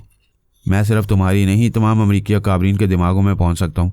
अब तुम तमाम अकाबरीन से सिर्फ एक बात कह दूँ, सोनिया की तरफ जो भी गोली आएगी उसे अमरीकी बुलेट समझा जाएगा। ख्वाह कोई भी दुश्मन हलाक करना चाहिए, हम उसके कातिल को अमरीका के रवाना करदा कातिल समझेंगे। अगर ये चाहते हो कि तुम्हारे काबरीन को नुकसान ना पहुँचे, अमरीकी साइंसदान और दीगर शोबे के माहिरीन सलामत रहें, तो अभी इसी लम्हे से सोनिया की मुकम्मल हिफाजत के इंतजाम करो। उसने मेरे हुक्म की तामील की। तमाम अकाबरीन को मेरा चैलेंज सुनाया। फ़ौज के एक आला अफसर ने फ़ोन के ज़रिए CIA के आला अफसर से कहा, यह मुल्क की और हम सब की सलामती का मामला है। फ़रहाद ने वार्निंग दी है कि सोनिया को किसी भी दुश्मन से नुकसान पहुँचेगा तो वह हम सब से इंतकाम लेगा। उसने सफ़ीर जॉन डॉल्सन को उसकी फैमिली समेत काहिरा में रोक दिया है। लिहाजा अपने इरादे बदल दो। काहिरा में अपने तमाम एजेंट से कह दो कि वो सोनिया पर ज़रा भी आँच ना आने दे। इसके बरक्स उसकी हिफाजत के मुकम्मल इंतजाम किए जाएँ। CIA के आला अफसर ने कहा, ये आप क्या कह रहे हैं? बेशक फ़रहाद अली तैमूर ख़तरनाक है, अपने चैलेंज पर अमल करेगा, लेकिन हमारी इंटेलिजेंस और हमारी फ़ौज के दुश्मनों के दबाव में आने के लिए मैं अपने शोबे का इंचार्ज हूँ। पहले सोनिया से निमटने की बात थी, अब मुझे फ़रहाद से भी निमटने का मौका दें। मैं उनकी दहशत को ख़त्म करके दिखाऊंगा। तुम जब तक अपनी कारकर्दगी दिखाते रहोगे, हमारे तमाम मुकाबलीन की शामत आती रहेगी। मैंने फ़ौज के आला अफसर से कहा, CIA के आला अफसर को अपने तौर पर हमसे निमटने की इजाज़त दे दो। मैं वादा करता हूँ उससे निमटने तक मैं अमेरिका के किसी हाकिम या फ़ौज के अफसरान को कोई नुकसान नहीं पहुँचाऊँगा। उसने CIA के आला अफसर से कहा, मिस्टर फ़रहाद मेरे अंदर मौजूद हैं। उन्होंने फ़राख दिली का सबूत देते हुए कहा है कि हम आपको सोनिया और फ़रहाद से निमटने की खुली छुट्टी दे दें। आप जब तक उनसे निमटते रहेंगे वो हमारे मुल्क के हुक्काम और फ़ौज के अफसरान को कोई नुकसान नहीं पहुँचाएंगे। मिस्टर फ़रहाद आपके अंदर रहकर बोल रहे हैं। उनकी इतला के लिए अर्ज़ है कि मैं भी उनकी तरह फ़राख दिलूँ अगर वो सोनिया के साथ काहिरा से चले जाएँ, बशर्ते कि वो मेरे सुराग रसानों से बचकर निकल जाएँ। तो फिर कभी अमेरिकी इंटेलिजेंस वाले उन दोनों को कभी किसी मुल्क में नुकसान नहीं पहुँचाएंगे। फ़ौज के आला अफसर ने CIA के आला अफसर से कहा, मिस्टर फ़रहाद ने फ़राख दिली का सबूत देते हुए कोई शर्त पेश नहीं की। आप शर्त पेश कर रहे हैं। इसे फ़राख दिली नहीं कहते, इसे कहते हैं आ बैल मुझे मार। हम ऐसा नहीं चाहते, लेकिन मिस्टर फ़रहाद हमें नुकसान नहीं पहुँचाएंगे, लिहाजा हम अलग रहकर तमाशा देखेंगे। रेसलिंग स्टेडियम जाते वक्त जेराल्ड अपने तौर पर संग्रीला को हर हाल में दिमाग ठंडा रखने के लिए तरह तरह से समझाने में मसरूफ़ था और मुझे ख्याल ख्वानी का मौका मिल रहा था। मैंने सोनी के पास पहुंचकर उसे तफसील से बताया कि अमरीकी अकाबरीन और अमरीकी CIA के शोबे के दरमियान हमारे सिलसिले में इख्तलाफात पैदा हो गए हैं। CIA का आला अफसर अपने 3 अहम सुराग रसानों की हलाकत का इंतकाम हम दोनों से लेना चाहते हैं। सोनिया ने कहा, क्या तुम्हें यकीन है कि इख्तलाफात के बावजूद अमरीकी अकाबरीन दरे पर्दा CIA वालों की मदद नहीं करेंगे? हम अमरीका को ठीक इसी तरह समझते हैं जैसे शैतान की रग रग को समझना चाहिए। वो अकाबरीन CIA वालों को बेयारो मददगार नहीं छोड़ेंगे। उन्होंने मुझे एक बच्चे की तरह समझाना चाहा कि वो हमारे और CIA वालों के मामला से दूर रहकर महज तमाशाई बने रहेंगे। अब यहाँ दो तरफा खतरात हैं, एक तरफ संगरीला और दूसरी तरफ CIA के दर्जनों सुरागरसा हैं। उनमें से कई सुरागरसा अभी स्टेडियम में जगह जगह होंगे। मेरा मशवरा मान लो, तुम स्टेडियम में ना हो, मैं वहाँ जा रहा हूँ। मैं तुम्हारे मशवरे से पहले ही प्लान कर चुकी हूँ, इसीलिए तुम्हारे जरिए सलमान को बुलाया था। तुम सलमान से क्या काम ले रही हो? सानी कई मामलात में मसरूफ़ है। मैंने सलमान से कहा वो अपनी बेटी सानी की मसरूफियात को अच्छी तरह समझकर वहाँ पारस पोरस और सना के पास रहे और सानी को मेरे पास भेज दे। इस मंसूबे के मुताबिक सानी मेरे पास है और अभी ख्याल ख्वानी के जरिए वहाँ सोनिया बनकर पहुँचने वाली है। सानी से कहो सोनिया बनकर वहाँ खुद को जाहिर न करे, पहले CIA के सुराग रसानों को लाखों तमाशों के दरमियान पहचानने की कोशिश करे। रेसलिंग सुबह तक जारी रह सकती है, पहले हमें सुराग रसानों से निमटना चाहिए। तुम CIA के आला अफसर की बातें सुन चुके हो मगर उसके दिमाग में नहीं गई, इसका मतलब है वो प्राइस सोच की लहरों को महसूस कर लेता है। हाँ, वो योगा का माहिर है, इसलिए हमारे मुकाबले पर डटा हुआ है। मैं यहाँ के सुराग रसानों तक पहुँचने की कोशिश कर रहा हूँ। सानी से कहो मेरे दिमाग में आई। सानी मेरे पास आई। मैं अमरीकी सफ़ीर जॉन डॉल्सन के दिमाग में पहुँच गया। वो हमसे खौफजदा होकर एयरपोर्ट से अपनी फैमिली के साथ बंगले में वापस आ गया था। वो मेरी और सानी की सोच की लहरों को महसूस नहीं कर सकता था। हमने खुद को उस पर जाहिर नहीं किया। वो मेरी मर्जी के मुताबिक सोचने लगा। मेरे बंगले के बाहर सिर्फ एक सिक्योरिटी गार्ड है, वो अकेला क्या कर सकेगा? मुझे CIA वालों से भी सिक्योरिटी का मुतालबा करना चाहिए। सफ़ीर जॉन डॉल्सन की बीवी और बच्चे सहमे हुए थे। उसकी बीवी कई बार उसे कह चुकी थी कि बंगले के चारों तरफ मुसल्लह मुहाफिजों को होना चाहिए। ऐसा ना हुआ तो वो बच्चों को लेकर किसी दूसरी जगह चली जाएगी। हर मुल्क में अमरीकी सफ़ीरों का ताल्लुक CIA और इंटरपोल से होता है। इन दोनों इदारों के जोनल अफसरान हर मुल्क में अपने अपने सुराग रसानों की टीम के साथ मौजूद रहती हैं। सफ़ीर जॉन डॉल्सन ने काहिरा में CIA के जोनल अफसर से फ़ोन पर रब्ता किया, फिर उससे कहा, तुम्हें मालूम हो चुका है कि फरहाद ने मुझे ये शहर छोड़ने से रोक दिया है। मैं अपनी फैमिली के साथ बंगले में हूँ और हमारी हिफाजत के लिए यहाँ सिर्फ एक सिक्योरिटी गार्ड है। मुझे कम से कम 6 मुसल्ला गार्ड्स की ज़रूरत है। वो सब बंगले के चारों तरफ रहेंगे। जोनल अफसर ने कहा, अभी अभी हेड ऑफिस से हदायत मिली हैं कि हम आपसे कोई ताल्लुक़ ना रखें। हमें फ़ोन पर बातें करने से भी मना किया गया है, लिहाजा आइंदा आप फ़ोन ना करें। अपना प्रॉब्लम वजारत खारजा के सेक्रेटरी के सामने पेश करें। दूसरी तरफ से फ़ोन बंद कर दिया गया। मैंने सानी से कहा, जोनल अफसर के दिमाग में जाओ, मालूम करो कि उसने अपने कितने सुराग रसानों को स्टेडियम के अंदर और बाहर सोनिया की तलाश का हुक्म दिया है और वो तलाश करने वाले कहाँ कहाँ हैं। मैं फिर सफ़ीर जॉन डॉल्सन के पास आया। वो परेशान होकर सोच रहा था, क्या CIA वाले भी सोनिया और फरहाद से खौफजदा हैं? क्या इसीलिए वो अपने मुसल्ला गार्ड्स मेरी हिफाजत के लिए नहीं भेज रहे हैं? वजारत खारजा के सेक्रेटरी से पूछना चाहिए। उसने रिसीवर उठाया मगर मैंने उसे इंटरपोल के जोनल अफसर से रब्ता करने की तरफ माइल किया। रब्ता होने पर उसने कहा, मैं जॉन डॉल्सन बोल रहा हूँ, मैं इंटरपोल का जोनल अफसर हूँ। मुझे मालूम हो चुका है कि फरहाद ने आपको काहिरा जाने से रोक दिया और यह भी मालूम हो चुका है कि CIA वाले आपसे कोई रब्ता नहीं रखेंगे। हेड ऑफिस से हमें यकीन दिलाया गया है कि फरहाद और हमारे मुल्क के अकाबरीन से कोई समझौता हो चुका है। सोनिया और फरहाद आपको और आपकी फैमिली को नुकसान नहीं पहुँचाएंगे। फिर भी मेरे बीवी बच्चे सहमे हुए हैं, उनकी तसल्ली के लिए कम से कम यहाँ 6 मुसल्ला गार्ड्स का पहरा रखें। बेशक आपकी फैमिली सहमी हुई होगी, मैं अभी मुसल्ला गार्ड भेज रहा हूँ। उससे जोनल अफसर ने फ़ोन बंद करके अपने मातहत अफसर को हुक्म दिया कि सफ़ीर जॉन डॉल्सन के बंगले में 6 मुसल्ला मुहाफिजों का इजाफा कर दिया जाए। मैं उसके चोर ख्यालात पढ़ने लगा। अमरीकी अकाबरीन ने उसे हदायत दी थी कि इंटरपोल वाले बज़ाहिर CIA से कोई ताल्लुक़ न रखें, लेकिन दरे पर्दा CIA के सुराग रसानों की मदद करते रहें। अमरीकी अकाबरीन के काला अफसर ने इंटरपोल के जोनल अफसर को इस एतमाद से यह सब कुछ कहा था कि वो जोनल अफसर योगा का माहिर था, कोई टेलीपैथी जाने वाला उसके दिमाग में नहीं पहुंच सकता था। लेकिन फौज के आला अफसर का एतमाद गलत था। उसे ये नहीं मालूम था कि वो जोनल अफसर कई हफ्तों पहले एक मिस्री हसीना की मोहब्बत में गिरफ्तार हो गया था। पहले तो वो उसकी तरफ माइल नहीं हो रही थी। उसका दिल जीतने के लिए वो हसीना की बातें मानने लगा। वो पीने की आदी थी। उसने भी पहली रात उसके साथ बड़ी मुश्किल से पी। जब भी उसके साथ रातें गुजारने के मामले तय होते रहे वो उसके साथ पीता रहा। उस रात भी उसने रेसलिंग स्टेडियम में अपने 4 सुराग रसानों को वहां भेज दिया था। उनसे कहा था कि उसकी तबीयत कुछ ठीक नहीं है, इसलिए वो सोने जा रहे। उसने अपने मातहतों से इसलिए ऐसा कहा था कि वो सुबह तक किसी ज़रूरत से फ़ोन ना करे। यह ख्याल था कि वो नशे की हालत में मातहतों से बातें करेगा तो हेड ऑफिस तक उसके नशा करने वाली बात पहुंच जाएगी। मैं उसके ज़रिए उसके उन 4 सुराग रसानों के दिमागों में पहुंच गया जो स्टेडियम में मौजूद थे। जो सुराग रसान रात को सोने गए थे, मैं एहतियातन उनमें से भी 2 के दिमागों में पहुंच गया ताकि वो आइंदा काम आ सकें। दूसरी तरफ सानिया के बाद दीगरे CIA के सुराग रसानों तक पहुंच रही थी। मुझे उससे रब्ता करने का मौका नहीं मिला क्योंकि हमारी कार स्टेडियम में जेराल्ड के दफ्तर के सामने पहुंच गई थी। हम सब गाड़ियों से उतर कर आए। जेराल्ड के दफ्तर के अंदर से स्टेडियम में पहुंचने का रास्ता था। तमाम पहलवान अपने बॉस को देखकर खुश हुए। जेराल्ड ने उन सबसे मुसाफिया करके उनके शानों को थपकते हुए कहा, मुझे खुशी है कि मेरे लेट होने के बावजूद तुम सब रेसलिंग के लिए मुस्ताद और चाको चौबंद हो। पहलवानों को वहां से बारी बारी रेसलिंग रिंग में भेजने की जिम्मेदारी प्रमोटर्स पर थी, इसलिए मैं संग्रीला और जेराल्ड के साथ स्टेडियम में आया, जहां तकरीबन 1 लाख तमाशाई मौजूद थे। हमारे लिए खास सीटें रिजर्व थीं। हम वहां आकर बैठ गए। उस वक्त चारों तरफ लगे हुए लाउड स्पीकर से 2 टीमों के उन पहलवानों के नाम तमाशाइयों को सुनाए जा रहे थे जो मुकाबले में हिस्सा लेने वाले थे। पिछली रात संग्रीला से जब जेराल्ड का तारुफ हो रहा था तो उस वक्त संग्रीला ने जेराल्ड के 2 पहलवानों को जख्मी कर दिया था। स्टेडियम में अनाउंसर कह रहा था कि मिस्टर थॉमस जेराल्ड के 2 पहलवान जख्मी हो चुके हैं, लिहाजा उन्होंने इंतजामिया को तहरीरी तौर पर इतला दी थी कि बाद या दूसरी रात की रेसलिंग में 2 नए पहलवान रिंग में लाएंगे। उनके जवाब में मुखालिफ टीम के प्रमोटर और मालिक ने भी तहरीरी इतला दी थी कि वो भी एक नई लेडी रेसलर को पेश करें जिसका नाम सोनिया फरहाद है। सोनिया का नाम सुनते ही संग्रीला उछलकर खड़ा हो गया। वो मेरे और जेराल्ड के दरमियान था। हम दोनों ने उसे दबोच लिया। जेराल्ड ने कहा, देखो संग्रीला, तुमने वादा किया था कि तुम जोश और जुनून में नहीं आओगे। संग्रीला ने कहा, मैं तुम्हारी हर बात मानता रहूंगा, तुम मेरी सिर्फ एक बात मान लो। अभी मेरा नाम अनाउंस कराओ कि तुम्हारी तरफ से संग्रीला नामी रेसलर रिंग में आने वाली है। तुम आराम से बैठो, मैं अभी अनाउंस कराऊंगा। हमने उसे जबरन पकड़कर बिठाया। जेराल्ड उसकी तसल्ली के लिए वहां से उठकर प्रमोटर के पास चला गया। संग्रीला बड़ी बेचैनी से जेरे लब कस्में खा रहा था कि सोनिया रिंग में आएगी तो वो उसकी हड्डियां पसलियां तोड़ देगा। सानी मेरे दिमाग में आकर कहने लगी, पापा, मैंने एक CIA के सुरागरसां के दिमाग पर कब्जा जमाया था। उसने अपने 3 साथी सुरागरसानों को बुलाकर कहा, अभी उनके जोनल अफसर ने मोबाइल पर हुक्म दिया कि वो चारों फौरन ऑफिस में आए। फरहाद अली तैमूर का सुराग लगाया गया है। अभी उस पर अचानक हमले किए जाएंगे। वह चारों एक कार में बैठकर स्टेडियम से बहुत दूर गए। फिर मेरे आलाकार सुरागरसां ने कार रोक ली। इसके बाद आप समझ सकते हैं मैं उन चारों के अंदर पहुंची हुई थी। उन्होंने एक दूसरे को गोली मारी। आखिरी सुरागरसां ने खुदकुशी कर ली। मैंने पूछा, क्या वहां सिर्फ 4 सुरागरसां थे? नहीं, 10 थे, 4 खत्म हो गए, 6 बाकी हैं। वो मामा को हलाक करने में खासी तादाद में आए हैं।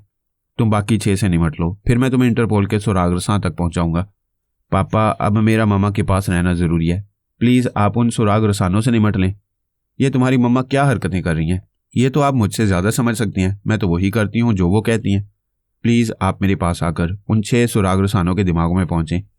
मैं सानी के जरिए उन 6 अफराद के अंदर पहुंच गया। उसी वक्त जेराल्ड ने आकर संग्रीला से कहा, अभी तुम्हारा नाम अनाउंस किया जाएगा। लेकिन संग्रीला, ये क्यों भूल रहे हो कि फरहाद भी यहाँ पहुंचा हुआ है? वो सोनिया की हिफाजत करेगा। मिस्टर जेराल्ड, तुमने मेरी फाइट का अंदाज नहीं देखा है। मैं बैक वक्त सोनिया और फरहाद दोनों की गर्दनें तोड़ सकता हूँ। मैं तो तुम्हें समझाते समझाते थक गया हूँ। तुम जो चाहो करो। तुम्हारी वजह से मैं ये नहीं मालूम कर पा रहा हूँ कि सट्टे का बाजार गर्म है या नहीं।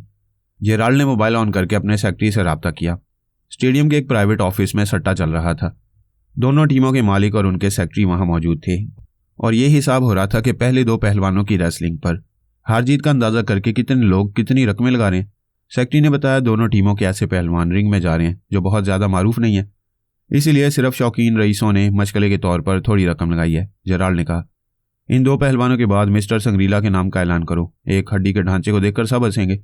कोई इस पर रकम नहीं लगाएगा। तुम मेरी तरफ से $1 लाख लगाओ। जब सोनिया मुकाबले पर आएगी तो हम दूसरी पॉलिसी इख्तियार करेंगे। उसी वक्त अनाउंसर स्पीकर्स के जरिए कह रही थी कि मिस्टर थॉमस जेराल्ड की तरफ से एक नया रेसलर आने वाला है जिसका नाम संग्रीला है। वो कोई बॉडी बिल्डर नहीं है। उसे देखकर सभी उसे मच्छर पहलवान कहती हैं। मुखालिफ पहलवानों से मुकाबला करने में अपनी तौहीन महसूस करेंगे, लेकिन रेसलिंग के असूलों के मुताबिक मुखालिफ टीम के पहलवानों को उसे मुकाबला करना ही पड़ेगा। संग्रीला अपने बारे में वो बातें सुनकर मुस्कुरा रहा था। जेराल्ड ने मुझसे कहा, मिस्टर दोरानी, तुम यहीं बैठो। मैं संग्रीला को प्रमोटर के पास पहुंचाकर अपने सेक्रेटरी के पास जाऊंगा। वो संग्रीला के साथ चला गया। मैं समझ गया कि जेराल्ड सट्टा खेलने गया है।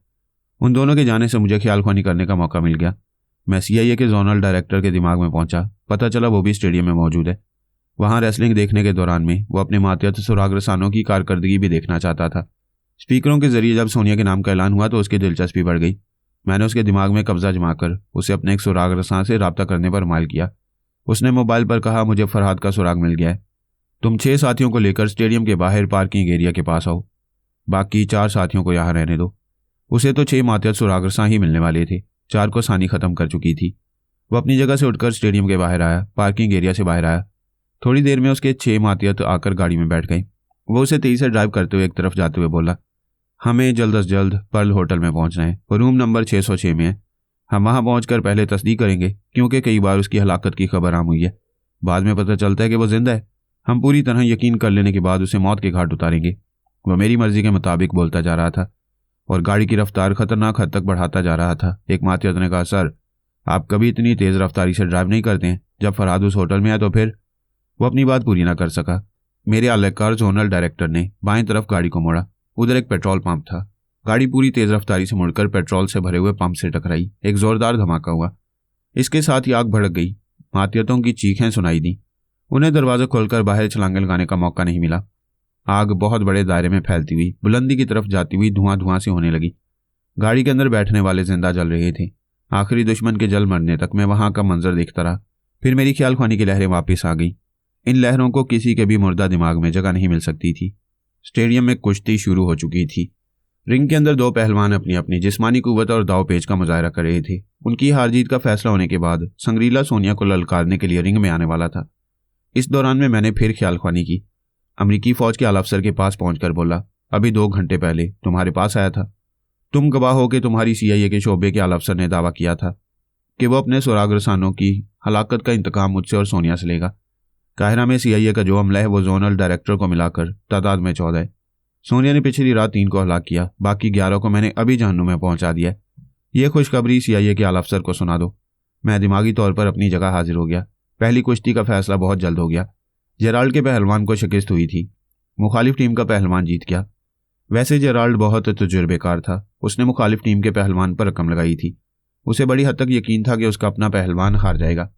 इस तरह हारने के बावजूद उसने $80,000 जीत लिए थे। मुखालिफ टीम के मालिक डोनर जैक ने कहा, मिस्टर जेराल्ड बहुत चालाकी दिखा रहे हो। मेरे पहलवान पर रकम लगाकर अपने पहलवान को पहले ही समझा दिया था कि वो हार जाए। तुमने माली मुनाफा हासिल करने के लिए अपने पहलवान की इंसल्ट की है। जेराल्ड ने कहा, तुम्हें एतराज़ है तो इस बार तुम्हारे पहलवान पर रकम नहीं लगाऊंगा। ये $1,00,000 का टोकन लो। मैं अपने पहलवान संग्रीला पर यह रकम लगा रहा हूँ। स्टेडियम में अनाउंस किया जा रहा था कि मिस्टर डोनर जैक के रेसलर चैंपियन द बुचर मुकाबले के लिए आ रहे। उस कमरे में लगी हुई बड़ी बड़ी टीवी स्क्रीनों पर एक लहीम शहीम पहलवान नजर आ रहा था। उस बॉडी बिल्डर कद्यावर पहलवान को देखकर अक्सर तमाशाई यही अंदाजा कर रहे थे कि वह अपने मुकाबिल पहलवान को कुचल कर रख देगा। जब अनाउंसर ने संग्रीला का नाम लिया और वह तमाशाइयों के दरमियान से गुजर कर जाने लगा तो कोई यह ना समझ सका कि निक्कर और बुनियान पहनने वाला वह हड्डियों का ढांचा ही पहलवान है। वो सीढ़ी चढ़कर रेसलिंग रिंग के अंदर आया तो स्पीकरों से आवाज उभरने लगी, यह है आपके सामने द रेसलर संग्रीला। इसे आप मच्छर पहलवान भी कह सकते हैं। यह सुनते ही तमाम तमाशाई कहके लगाने लगे। पूरा स्टेडियम कहकों से गूंज रहा था। सट्टेबाजी के दफ्तर में खड़े हुए डोनर जैक ने नागवारी से कहा, मिस्टर जेराल्ड, ये क्या मजाक है? जो फूंक मारने से उड़ जाएगा उसे रेसलिंग के लिए लायो? जेराल्ड ने कहा, सिर्फ लाया नहीं हूं, मैंने अभी संग्रीला पहलवान पर $1,00,000 लगाए हैं। जिस तरह मैंने तुम्हारे पहलवान पर रकम लगाई थी तुम भी मेरे पहलवान पर लगाओ, मैं एतराज नहीं करूंगा। डोनर जैक ने कहा, मैं पागल नहीं हूं कि एक मच्छर पर $1 भी खर्च करूं। रिंग में खड़ा हुआ कद्यावर बॉडी बिल्डर अपने हाथ में माइक लेकर चीख चीख कर कह रहा था, मैं चैंपियन हूं। ये देखो चैंपियनशिप की बेल्ट। क्या ये एक चैंपियन का मजाक उड़ाने के लिए हड्डियों के इस ढांचे को मेरे मुकाबले पर भेजा गया है? तमाशाई हंस रहे थे। संग्रीला पर कुछ ना कुछ फेंक रहे थे। कचरे पर कचरा फेंको, ये तो झाड़ू देने से गटर में चला जाएगा। संग्रीला संजीदगी से चारों तरफ घूम घूम कर हंसने वालों और कुछ न कुछ कहकर मजाक उड़ाने वालों को देख रहा था। फिर उसने रेफरी से कहा, मुझे भी कुछ कहने के लिए माइक दो। रेफरी ने बॉडी बिल्डर से दरख्वास्त की, प्लीज माइक दो, इस मच्छर को भी कुछ कहने दो। उसने माइक लेकर संग्रीला को दिया। उसने चारों तरफ घूमकर तमाशाइयों को खामोश रहने का इशारा किया। शोर कुछ कम हो गया। फिर उसने कहा, मेरी सिर्फ एक बात सुनो, मैं मच्छर हूं मगर दुनिया के तमाम ताकतवर पहलवानों पर लानत है कि वो फौलादी कुव्वत रखने के बावजूद एक हाथ से मच्छर को नहीं मार सकते। वो बेइंतहा ताकतवर होने के बावजूद एक कमजोर से मच्छर को 2 हाथों से मारने पर मजबूर होती हैं।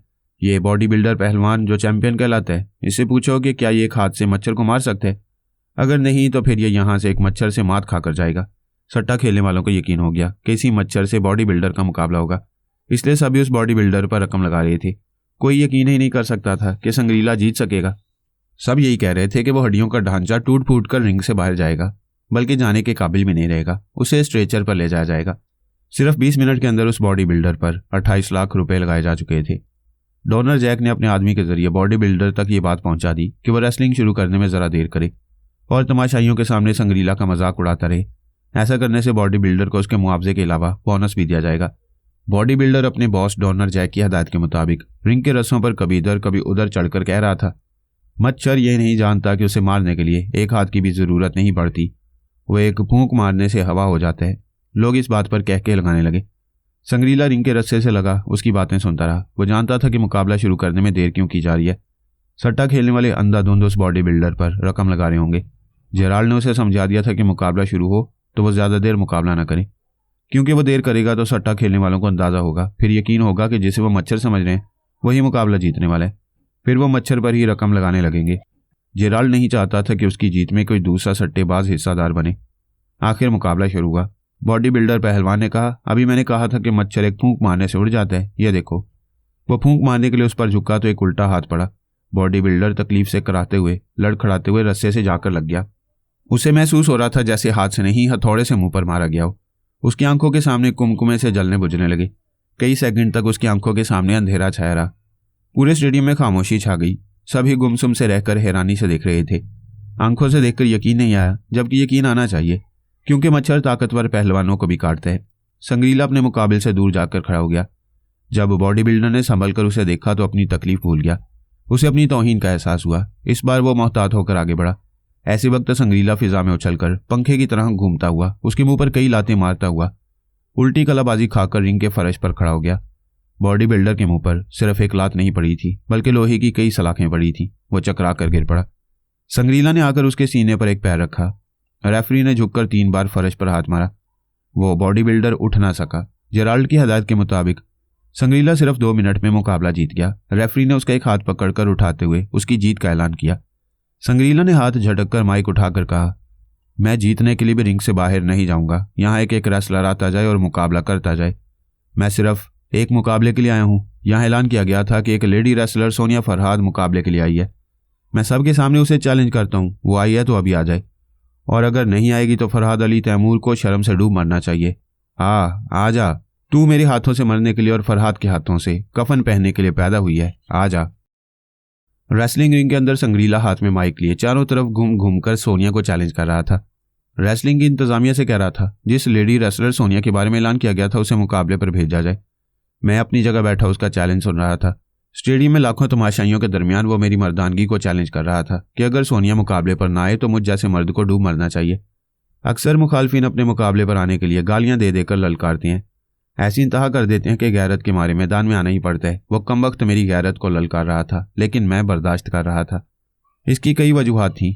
एक तो मैं पिछली रात से अब तक उसे उल्लू बना रहा था। सोनिया उसे कम से कम 30 घंटों से दौड़ा रही थी। उसे सोने भी नहीं दिया। उसे हिसाबी कमजोरी में मुब्तला किया गया था। वो जेराल्ड और उसके तमाम पहलवानों के ताउन के बावजूद मात खा रहा था। वो सिर्फ एक ही बात कह रहा था कि सोनिया उसके रूबरू आए। सोनिया अपनी ज़िंदगी में बेशुमार अनोखे मुजरमों और शहज़ोर फाइटरों से मुकाबले कर चुकी थी।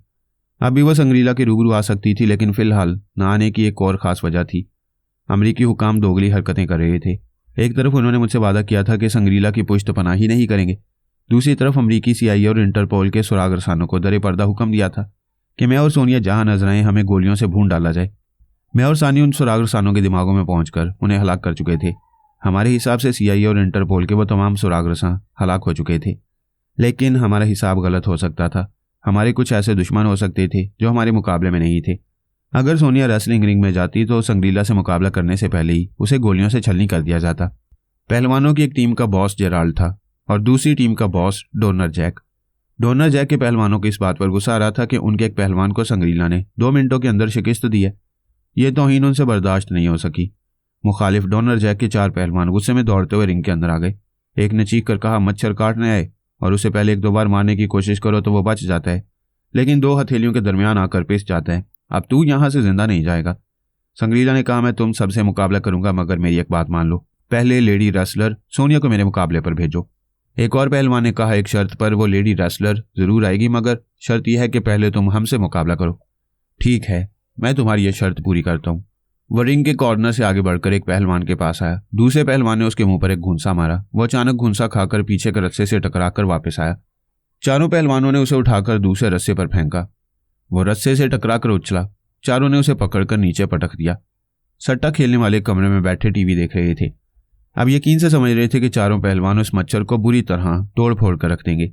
इसलिए वो सब डोनर जैक के चारों पहलवानों पर 25,000, 50,000 और 1 लाख तक दाव लगा रहे थे। डोनर जैक ने मुस्कुराकर कहा, क्यों मिस्टर जेराल्ड, अब अपने मच्छर पर रकम नहीं लगाओगे? जेराल्ड ने पहली बार संग्रीला पर $1,00,000 लगाए थे और $1 करोड़ तक जीत चुका था। इस बार उसने संग्रीला पर $10,00,000 लगाए। कितने ही घाघ सट्टेबाजों ने हैरानी से कहा, मिस्टर जेराल्ड जरा टीवी स्क्रीन देखो, वो मच्छर बुरी तरह मार खा रहे और तुम $10,00,000 लगा रहे हो। जेराल्ड ने काउंटर से 10 लाख का टोकन लेकर कहा, ये इधर मैंने 10 लाख का टोकन हासिल किया, अब उधर स्क्रीन पर तमाशा देखो। सबने स्क्रीन पर देखा, एक पहलवान रिंग के बाहर गिरकर बेहोश हो गया था। दूसरा पहलवान 2 रस्सों के दरमियान फंसा हुआ था। बाकी 2 पहलवानों की गर्दनें संग्रीला के दोनों बाजुओं के शिकंजे में जकड़ी हुई थी। जब उसने गर्दनें छोड़ी तो दोनों बेहोश होकर फर्श पर गिर पड़े। रेफरी रस्से के दरमियान फंसे हुए पहलवानों को निकालने की कोशिशें कर रहा था। संग्रीला ने उस पहलवान की पसलियों में लगातार लातें मारी, फिर दोनों रस्सों को खींचा। वो चौथा पहलवान भी रस्सों से निजात पाकर रिंग के अंदर गिरकर चारों शाने चित हो गया, फिर वहां से उठ ना सका। संग्रीला ने उसके सीने पर एक पैर रखा। रेफरी ने 3 बार फर्श पर हाथ मारा मगर वो उठ ना सका। रेफरी ने संग्रीला का हाथ उठाकर उसकी जीत का ऐलान किया। संग्रीला ने इस बार भी रेफरी से हाथ छुड़ाकर उसका माइक लेकर कहा, कहाँ है वो लेडी रेसलर जिसके नाम का ऐलान किया गया था? मैं उससे मुकाबला करने यहाँ आया तो एक पहलवान को भेजा गया। उसके बाद इन 4 पहलवानों ने आकर वादा किया कि इनसे मुकाबला करने के बाद वो आएगी। सब ने मुकाबला देख लिया, अब उसे आना चाहिए। पूरे स्टेडियम में जैसे सन्नाटा छा गया।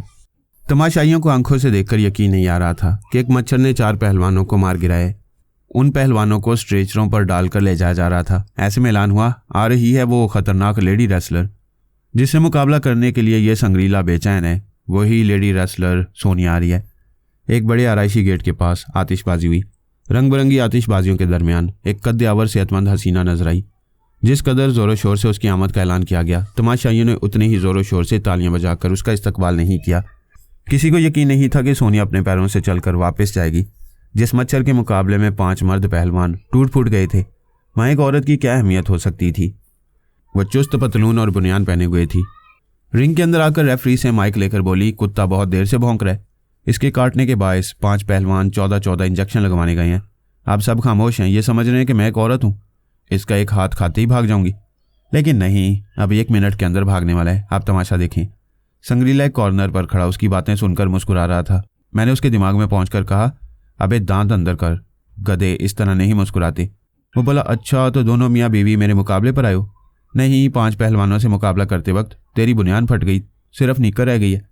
मैं ये कहने आया हूँ, अपनी नीकर बचाने की फिक्र कर, मैं जा रहा हूँ।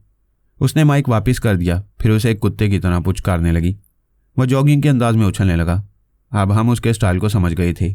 यूं जॉगिंग करते करते वो फिजा में कद्दे आदम की बुलंदी तक उछलकर पंखे की तरह गर्दिश करता था और मुकाबिल के चेहरे पर इतनी ठोकरें मारता था कि चेहरा लहूलुहान हो जाता, आंखों के सामने अंधेरा छा जाता। फिर वो मुकाबिल अपने पैरों पर खड़ा रहने के काबिल नहीं रहता। उसने यही किया। अचानक फिजा में उछलकर पंखे की तरह गर्दिश करता हुआ आया। उसी लम्हे वो फर्श पर फिसलती हुई उसके नीचे से निकलकर एक नन्ही शीशी से कुछ स्प्रे करती हुई दूसरी तरफ जाकर खड़ी हो गई। संग्रीला चीखें मारता हुआ धम से नीचे गिर पड़ा। फिर तकलीफ से कराते और उठते हुए देखा, उसकी नीकर नीचे से और पीछे से फटती जा रही थी। उस हिस्से का गोश्त और खाल थोड़ी सी जलती हुई यूं गल गई थी कि अंदरूनी गोश्त और खून नजर आ रहा था। उसकी मुकाबिल ने नन्ही शीशी के जरिए थोड़ा सा तेजाब स्प्रे किया था। वह शीशी इतनी छोटी सी थी कि उसे घनी जुल्फों के अंदर छुपा कर रखा गया था। संग्रीला दोनों पैर मिलाकर खड़ा नहीं रह सकता था। उधर का थोड़ा सा गोश्त और खाल जलने के बायस वो टांगे फैलाकर उछलते हुए कराह रहा था। उसकी नीकर इस हद तक जल गई थी कि वो नीचे से नंगा हो गया था। सिर्फ नीकर की बेल्ट के नीचे कुछ कपड़ा झूलता रह गया था। स्टेडियम में जितनी औरतें थी वो हंसती हुई मुंह फेर रही थी। वो चुटकी बजाते हुए बोली, हाँ कुत्ते। वो फिजा में कलाबाजी खाकर रिंग के बाहर गया। फिर दोनों टांगे फैलाकर दौड़ता हुआ चीखने लगा, जेराल्ड, मिस्टर जेराल्ड, मुझे फौरन अस्पताल ले चलो। मैं वापस आकर इसे जिंदा नहीं छोड़ूंगा। वो रिंग में अकेली थी। रेफरी जरा दूर था।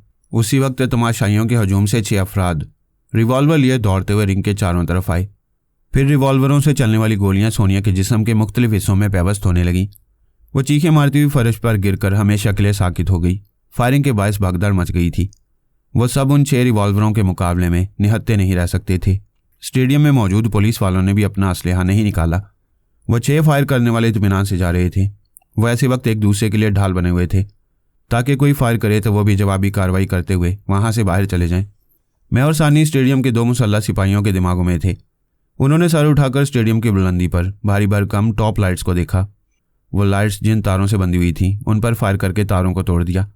ऐसे वक्त निशाना लेकर तोड़ा जब फायरिंग करने वाले उसके नीचे से गुजर रहे थे। इस बुलंदी से भारी भरकम लाइट्स आकर उन पर गिरी तो वह चीखें मारते हुए ऐसे गिरे कि दोबारा फर्श से ना उठ सके। उनमें से एक जरा जख्मी हुआ और लंगड़ाते हुए भागना चाहता था, लेकिन सोनिया अपनी मौत का तमाशा देखने के लिए उस भीड़ में मौजूद थी। उसने एक मरने वाले का रिवॉल्वर उठाकर भागने वाले को गोली मार दी। मैंने और सानिया ने अपने आलाकार सिपाहियों के जरिए दूसरे सिपाहियों से पूछा, वो 6 कातिल आराम से जा रहे थे, उन्हें गिरफ्तार क्यों नहीं किया गया? एक अफसर ने कहा, तुम दोनों पागल के बच्चे हो। तुम सबको समझाया गया था कि वो CIA वाले सोनिया को हलाक करके जाएंगे तो उन्हें रोका ना जाए, क्योंकि तुम दोनों ने उन्हें हलाक कर दिया। हमारे कालेकार ने कहा, हमें पागल के बच्चे कह रहे हो? देखो पागल ऐसे होती हैं। ये कहते ही दोनों ने तड़ातड़ फायर करते हुए कई सिपाहियों को हलाक कर दिया। दूसरी तरफ से जवाबी फायरिंग के बायस वो दोनों भी हलाक हो गए। मैं अफसर के दिमाग में पहुंच गया। वो मोबाइल फ़ोन के जरिए रब्ता करके कह रहा था, सर अच्छी खबर भी है और बुरी खबर भी है। सोनिया को रिंग के अंदर गोलियों से छलनी कर दिया गया है, लेकिन टेलीपैथी जानने वालों ने आपके 6 मातियतों और हमारे कई सिपाहियों को मार डाला है। क्या आप पूरे यकीन से कह रहे हैं कि सोनिया को हलाक कर दिया गया? यस सर, आपने कहा था कि वो मेकअप में होगी, पहचानी नहीं जाएगी, सिर्फ अपनी चालबाजी और फाइटिंग के स्टाइल से पहचानी जा सकती है। और हम सब ने देखा कि संग्रीला जैसा फाइटर उसे हाथ भी नहीं लगा पाया। उसने 1 मिनट के अंदर संग्रीला को जख्मी करके भागने पर मजबूर कर दिया। ऐसी चालबाज औरत हमने पहले कभी नहीं देखी। आपके मातियतों ने भी पूरी तरह इत्मीनान करने के बाद उसे गोलियों से छलनी किया, मगर अफसोस वो भी मारे गए और हमारे कई सिपाही भी। दूसरी तरफ से कहा गया, सिपाही और जासूस मरने के लिए होते हैं। ये बहुत बड़ी और अहम खबर है कि सोनिया मारी गई है। हमारे हुकाम और फौज के आला अफसरान सोनिया और फरहाद से शिकस्त मानकर मुझे उनके खिलाफ कार्रवाई से रोक रहे थे, लेकिन मैं योगा का माहिर हूं। मैंने कहा था कि मैं तन्हा अपने मातियतों के जरिए उनसे निमट लूंगा। आज मेरा सर ऊंचा हो गया है। मैंने जो कहा था वो कर दिखाया। सर वाकई आपने बहुत बड़ा कारनामा अंजाम दिया है, लेकिन फरहाद यहाँ इंतकामी कार्रवाई कर रहा है। उसे किस तरह काबू में किया जाए? तुम सोनिया की लाश के करीब रहो, उसे पोस्टमार्टम के लिए ले जाया जाएगा। वो फरहाद की जान है, लिहाजा वो किसी बहरूप में लाश के करीब रहेगा। बाबा साहब के इदारे से भी इस लाश का मुतालबा किया जाएगा। पोस्टमार्टम और तफ्तीशी कार्रवाई के बाद बाबा साहब के इदारे से ताल्लुक़ रखने वालों को सोनिया की लाश दे दी जाएगी। इसकी लाश ले जाने वालों में फरहाद ज़रूर होगा। वो तो अभी स्टेडियम में कहीं है और एक सोनिया के बदले दर्जनों सुराग रसानों और पुलिस वालों को मौत के घाट उतार चुका है। वो जोश और जुनून में ऐसा कर रहा है, लेकिन सोनिया की लाश को ले जाते वक्त वो भी बाबा साहब के इदारे वालों के दरमियान ज़रूर रहेगा। तुम वहाँ इंतज़ामिया के कारकुन अफसर की हैसियत से रहो। मैं जो कहता हूँ वो करो। लाश के साथ अस्पताल जाओ। मैंने उस अफसर के दिमाग से CIA के योगा जाने वाले अफसर का पता मालूम करके सोनिया को बताया। फिर बाबा साहब के इदारे के इंचार्ज से कहा, अल्लाह ताला सोनिया की लंबी उम्र करे। वो बखैरियत था, लेकिन यहाँ एक डमी सोनिया को हलाक किया गया है। आप अमरीकी हुकाम को धमकियाँ दें और सोनिया की लाश का मुतालबा करें। अभी उस डमी का पोस्टमार्टम किया जाएगा। उसके चेहरे का अच्छी तरह मुआयना किया जाएगा। ये यकीन किया जाएगा कि वो सोनिया है या नहीं। इंचार्ज ने कहा, आजकल प्लास्टिक सर्जरी इतनी एडवांस हो चुकी है कि इंसानी गोश्त और प्लास्टिक के ज़रात के मुरक्कब से चेहरा तब्दील किया जाता है। हम दावा करेंगे कि हलाक होने वाली सोनिया है और किसी भी तकनीक से उसके असली साहब का चेहरे को नहीं देखा जा सकेगा। बस ठीक है, आप अमरीकी काबरीन को दबाव में रखें। मैं भी यहाँ के मामलात से निमट कर उनसे रब्ता करूँगा।